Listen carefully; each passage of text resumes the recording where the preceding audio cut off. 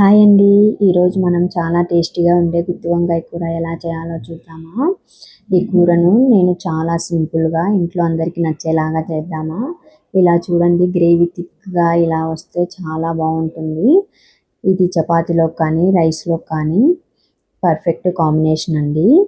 ఇక్కడ small size 1/2 KG fresh వంకాయలు తీసుకొని నీట్గా క్లీన్ చేసుకొని పక్కన పెట్టుకున్నాము.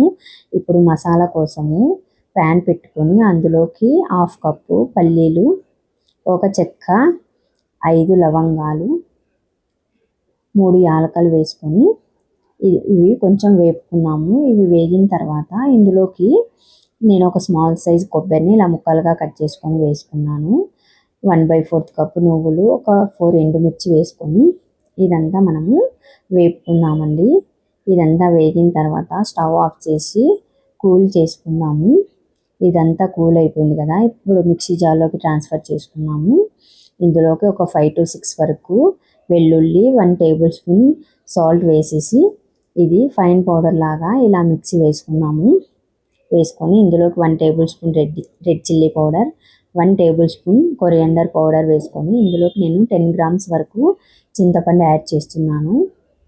ఇందులోకి ఒక బిగ్ సైజు ఆనియన్స్ ఇలా ముక్కలుగా కట్ చేసుకొని వేసుకుంటున్నా. ఇందులోకి కొంచెం కొరియాండర్ కూడా యాడ్ చేసి మనం ఇది మెత్తగా కాకుండా కొంచెం కోర్సుగా ఇలా మిక్సీ పట్టుకున్నామండి. ఇలా పట్టుకుంటే మనకు వంకాయ కర్రీ చాలా బాగా వస్తుంది. ఇప్పుడు మనం వంకాయలన్నిటిని ఇలా 4 ముక్కలుగా కట్ చేసుకొని సాల్ట్ వాటర్లో క్లీన్ చేసుకున్నాము. ఇలా కట్ చేసుకున్నప్పుడే మనము లోపల పుచ్చులు అందుకు ఏమైనా ఉన్నాయని చెక్ చేసుకున్నాము. ఇలా అన్నీ కట్ చేసుకొని ఇప్పుడు స్టవ్ మీద కడాయి పెట్టి అందులోకి 2 టేబుల్ స్పూన్ ఆయిల్ వేసుకొని 1/2 టేబుల్ స్పూన్ ఆవాలు, 1/2 టేబుల్ స్పూన్ జీలకర్ర, 2 గ్రీన్ చిల్లీస్, 2 రెమ్మల కరివేపాకు వేసుకొని వీటన్నిటిని మనం వేపుకున్నాము. ఇవన్నీ వేగిన తర్వాత ఇందులోకి 1 tablespoon ginger garlic paste వేసుకొని ఇది పచ్చివాసన పోయే వరకు ఇలా అంతా కలుపుతూ వేపుకున్నాము. ఇలా పచ్చివాసన పోయిన తర్వాత ఇందులోకి మనం కట్ చేసుకున్న వంకాయలన్నీ యాడ్ చేసుకొని ఒక 1 మినిట్ మనము ఇవి మీడియం ఫ్లేమ్లో వేపుకున్నామండి. వేపుకుంటే మనకు గుత్తి వంకాయ బాగుంటుంది. ఇప్పుడు మనము మిక్సీ పట్టుకున్న మసాలా కూడా వేసేసి ఇప్పుడు మిక్సీ జార్లో కూడా వాటర్ వేసేసి అది కూడా ఇందులోకి వేసేసి ఒకసారి అంత బాగా మిక్స్ చేద్దాము. ఇలా మిక్స్ చేసి ఇప్పుడు మనకు ఇంకా తిక్కువ ఉంది కదా, ఇంకొంచెం వాటర్ యాడ్ చేసేసి మనము ఒక 15 మినిట్స్ కుక్ చేసుకున్నాము. మధ్య మధ్యలో నెమ్మదిగా కలుపుతూ వంకాయలు మెత్తగా అయ్యే వరకు ఉడికించుకున్నాము. Medium to low flame adjust చేసుకుంటూ, లేకపోతే అడగంటేస్తుందండి.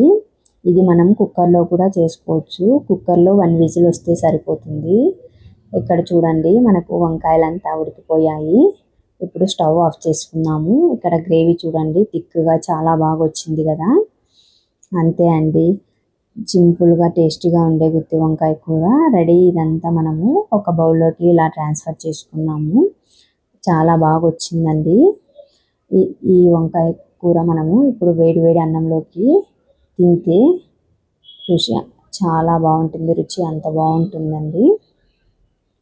మీరు కూడా ట్రై చేసి ఎలా వచ్చిందో కామెంట్ చేయండి. ఇలాంటి సింపుల్ అండ్ టేస్టీ రెసిపీల కోసం మన ఛానల్ని లైక్, షేర్, సబ్స్క్రైబ్ చేయడం మర్చిపోకండి. థ్యాంక్ యూ అండి. Thank you all.